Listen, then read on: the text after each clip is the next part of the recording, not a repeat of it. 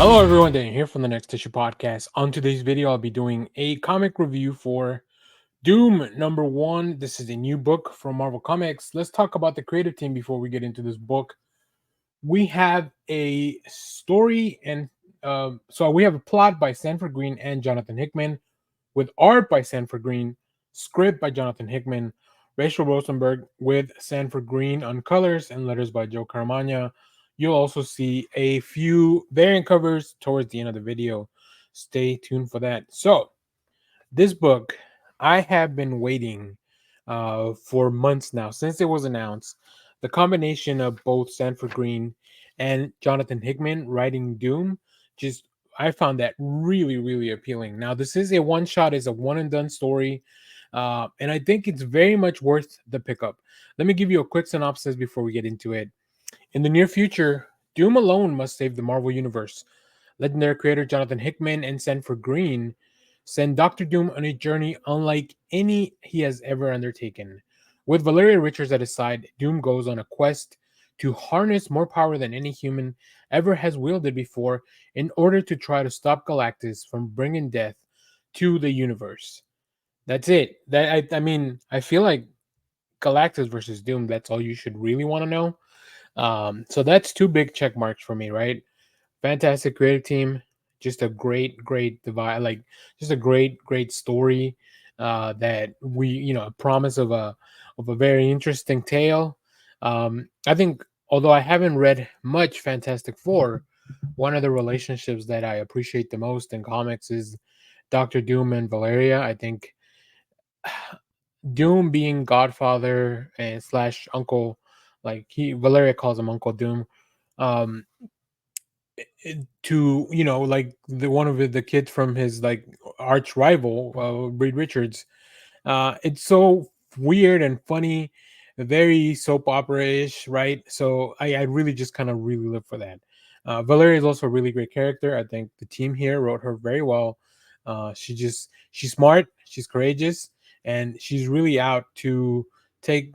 She's not gonna take it to defeat. So that's just the story part of it. Let's talk about some of the preview art. I have some pages here that I can show you. Look at that. Just Sanford Green probably doing some of the best work I've ever seen. Like from zooming in on Doom's his body, how it's been hurt, the armor's been destroyed, and you get into all that, right? You get to see what's going on there, and then you see the vessel approaching, bringing him inside, and then of course we are revealed that this is Valeria who's picking him up. I love that uh Valeria's wearing a helmet, kind of like uh the Reed Richards from the Ultimate Universe, the Maker. You get a little bit of that. I love seeing this gigantic Doom robot head floating in the space. You get to see the voice that's speaking, the narrator, the little robot voice, that's Herbie. So this is just a very much a fun one and done. I think I'm gonna do a separate video on like going over all the details that happened in this book, because you get to see a lot of cameos, really cool stuff. And then they really explore a lot of the mythology, not just about Doom, but also Galactus and what a threat he can really be. This is just really fun, really ecstatic to finally have picked it up. And I was able to pick up the main cover too, which is like just looks great. It's a beefy book. You get around I think it says 56 pages, but of course there's like ads and a little bit of stuff in the back matter. One thing I can show you, I think, without giving away any like big spoilers or anything, is you get some character designs as well in the back. You see Doom here and Valeria, and there's a whole more. There's like a bunch of pages of that. So that's really cool. And yeah, just really great stuff. Um, Jonathan Hickman, of course, he knows the character very well, and I can tell. You can just tell by the way that this is drawn that Sanford Green also very big fan of probably both the character and the mythology here. So highly encourage you to go pick this up. There's some really cool covers. Like I said, I picked up the main cover. Hopefully I can find the Maria Wolf variant as well. You'll see that at the end of the video. So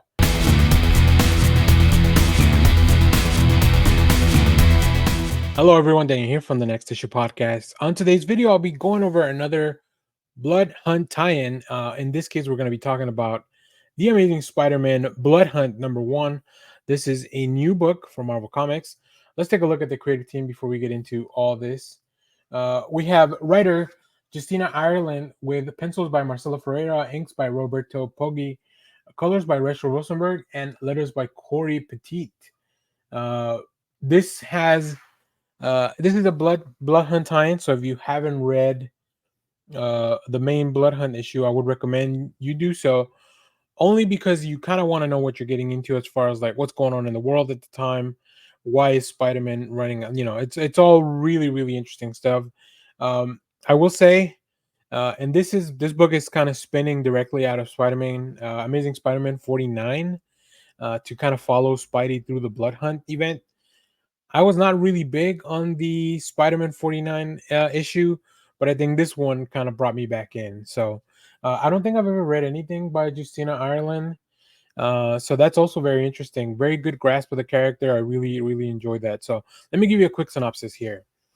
Um, in this book, Spidey's role in Blood Hunt becomes clear, and it involves, of course, Morbius, Michael Morbius, or as they call him here, Dr. Mike. That's right, the web slinger's main vampiric villain, Michael Morbius, is involved in a big vampire play, and Peter has to figure out if he needs to take out his fang foe or maybe save him. So that's really the interesting part, that where does Michael Morbius kind of fit in? He is the living vampire, right? So he's a little bit different than regular vampires. He's been a villain.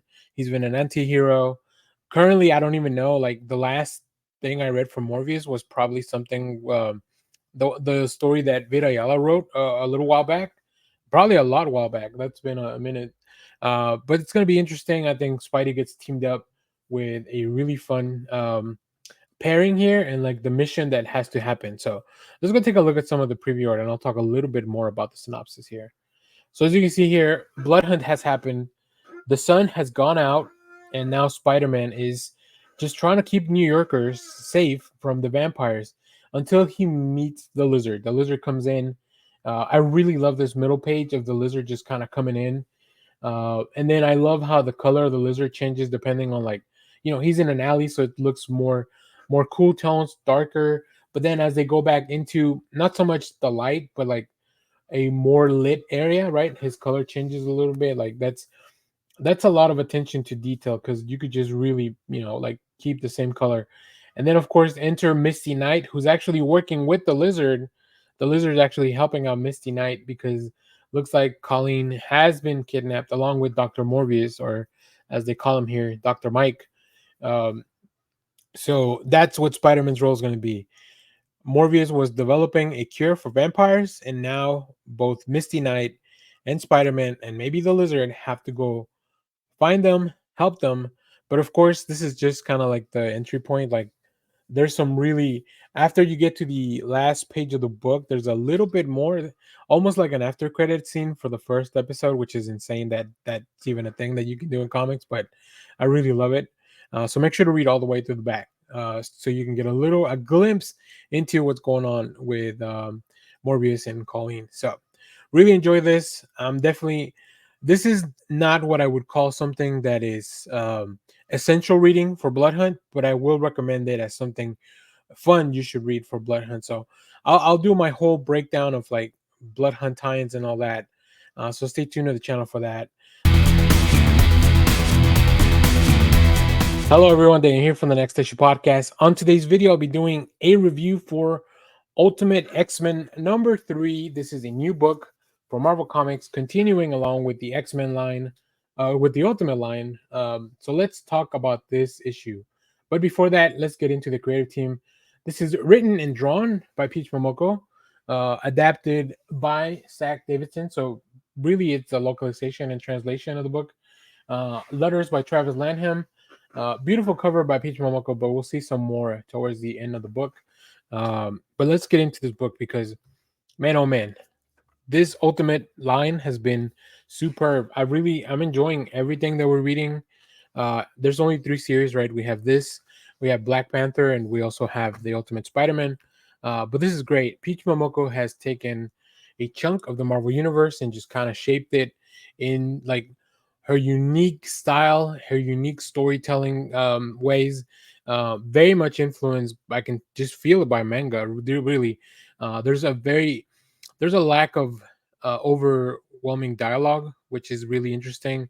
Like Peach is really letting the art kind of speak for what we're doing here, and I'll go into that when we see some of the preview. But yeah, as with a really like with a manga trope is that you kind of start introducing characters one chapter at a time, and that feels to me like the pacing here. So look, it feels to me like we're kind of putting you we're putting the team together as we kind of go into this first arc. So let me give you a quick synopsis.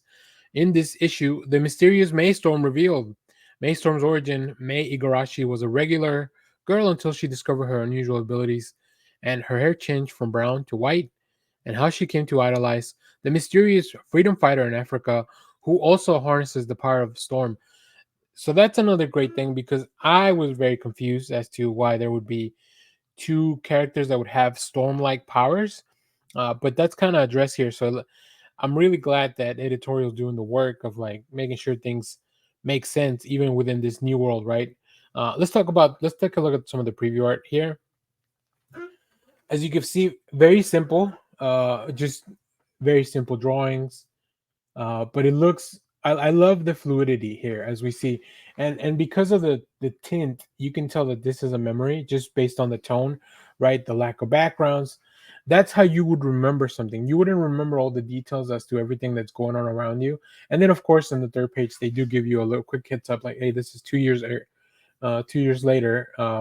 So, like, we do have a time jump, so we know that this is a memory. And we catch up here, and we see May, we see Hiroko. So, like, what are they up to? I slowly we're gonna learn about these characters and how they fit into the larger world.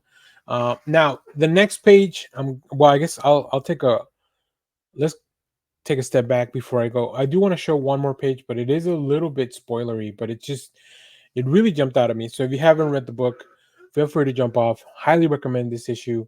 I really am enjoying the pacing of the book. It just, like I said, it really feels very much full of these manga tropes that I love, but also very much nestled in the Marvel universe, right? What makes it unique is that we have these characters that, although maybe they're not the most important characters that we're seeing, we're kind of seeing them from a different point of view, in a different culture, in a different angle. Just it really, really works very well for me. So let's take a look at that page I mentioned. This is kind of we go back to see uh, May's origin, and her dad here just right before this, uh, she she was acting up or something was going on, some kind of conflict, and her dad hit her, and she did not react very well to it.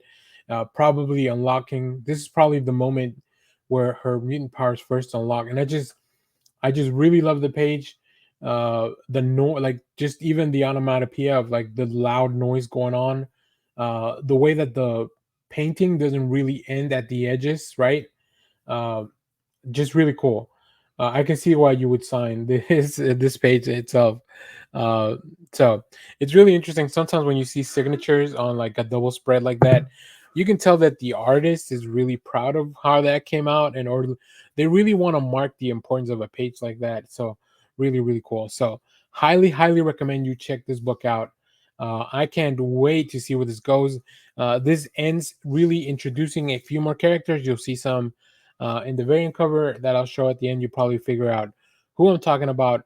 But yeah, very excited for this.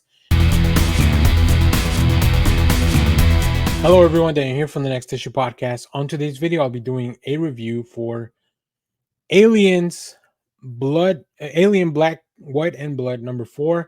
This is a new book from Marvel Comics. Let's talk about the creative team before we get into this book. Now, we have part 4 of Utopia here by Colin Kelly and Jackson Lansing, with art by Michael Dowling and colors by Chris Sotomayor. I will be doing a separate video for that. We'll talk about that in a second. We also have Hide and Seek by Brian Hill, with art by Chris Cross and Andres Mosa on colors. And then we have Mother by Pornsak Pishisho and Partha Pratim on art. Um, this was an excellent way to close out the anthology series. So I guess the first thing I'll say is I will do a whole separate video on just the Utopia story. I got to go back and read everything. I haven't read all of them.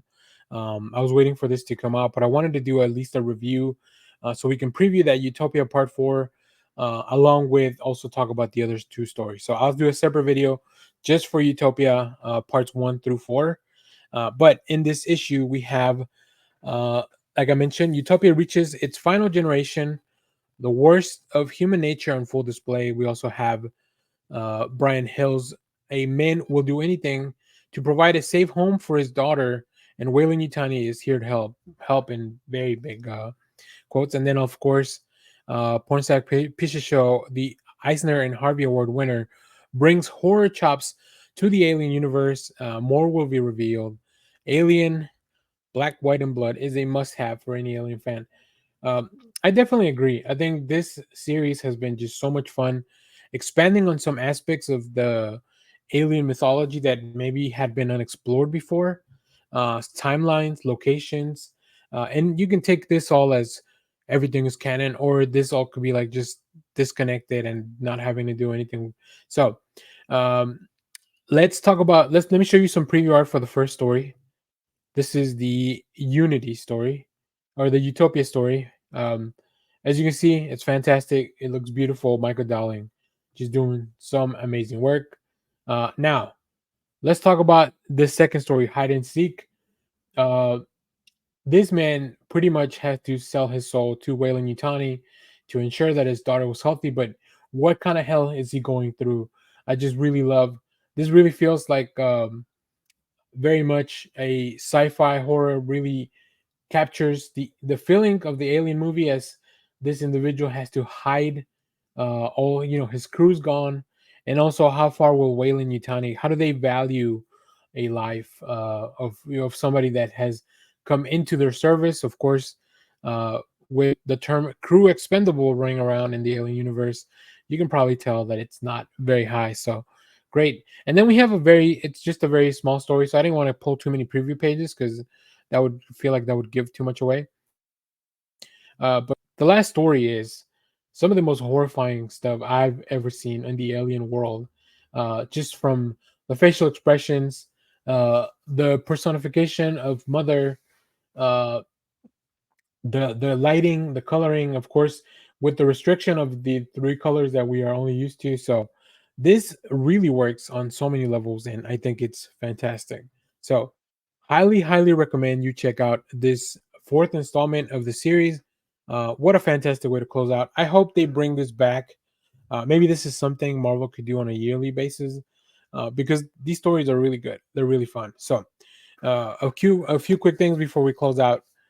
Like I said, I'll do a separate video for the Utopia story, the four parts. Also, go check out the peeps over at Crew Expendable.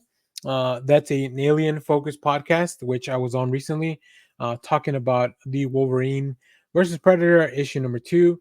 Hopefully, I get to come back and we finish that series as well. So, if you have read this book, let me know what you thought about it down in the comments. As always, thank you for watching, everyone. Remember to share, like, subscribe, hit the bell so you know when we go live. That is most Saturdays, 10 a.m. Central Standard Time. Stay tuned. We have more comic reviews, trailer reactions, TV recaps, all that fun stuff here in the channel. Thanks for watching, everyone. Bye bye.